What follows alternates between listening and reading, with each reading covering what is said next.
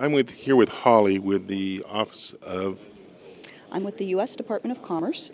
I'm the Deputy Assistant Secretary for Africa, the Middle East, and South Asia. I serve in Washington, D.C. And what role do you and your agency play in foreign trade here in Riverside County? The U.S. Department of Commerce has offices throughout the world in about 80 countries overseas, and we also have 109 offices throughout the U.S., including what we call a U.S. Export Assistance Center that's here in the Inland Empire. So we're thrilled to be able to work through this network, as well as our offices in Washington, to help companies export, whether it means finding export opportunities or resolving problems that they might encounter as they try to export more. Exporting is key to us under the President's National Export Initiative in terms of what it can bring in terms of job creation. And can you tell me, what is your relationship here specifically with the Riverside County Office of Foreign Trade, and how are you working together? I've had the pleasure of working with this office for several years now, and I found that its leadership is amazing in terms of working with different counties. I've always said that California is a bellwether state when it comes to exporting, and this county in particular has really taken a lot of strides and efforts to help its companies learn more how to export and to grapple with problems if and when they arise. So we've really appreciated the partnership and the leadership that the county has shown. And just real quickly, where do we need to go to improve what we're doing, not only as a county, but as a country?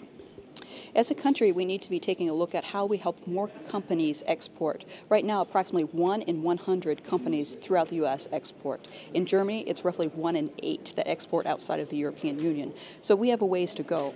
And then of the companies that do export, approximately 58% of those only export to one other country.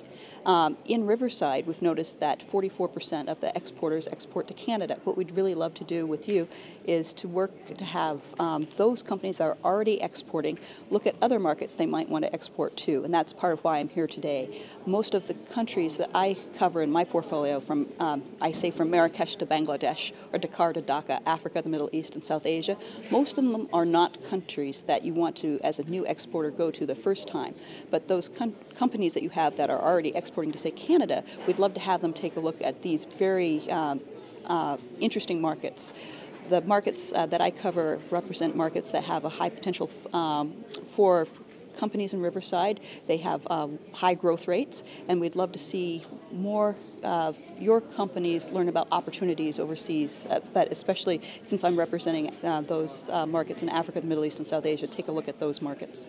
And how important is an event like this, the College of Foreign Trade?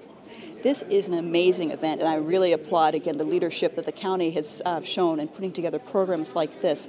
This lineup today of speakers, I think, has the potential to expose a lot of the companies to some of the opportunities abroad and also give them the practical tools for addressing how they reach out to those markets, how they operate in those markets, and if there are issues that arise, and we like to say sometimes more trade problems, that they don't give up, especially the smaller companies when they run into an issue.